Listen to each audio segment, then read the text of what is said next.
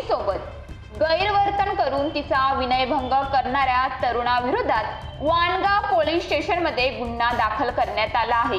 गुन्हा दाखल होताच आरोपी तरुण फरार झाला असून पोलीस त्याचा शोध घेत आहेत।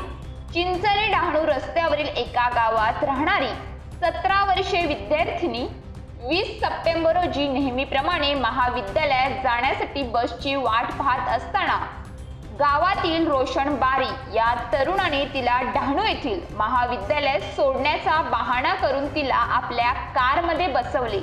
त्यानंतर प्रवासादरम्यान कारमध्ये तिच्याशी गैरवर्तन आणि इच्छेविरोधात जबरदस्तीने शारीरिक स्पर्श करून तिचा विनयभंग केला।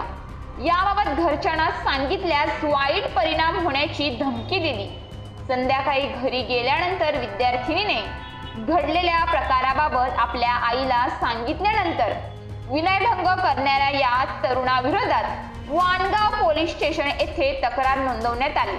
अल्पवयीन तरुणीच्या तक्रारीनंतर आरोपी तरुणाविरोधात पोस्को कलमा अंतर्गत गुन्हा दाखल करण्यात आला असून आरोपी मात्र फरार झाला आहे।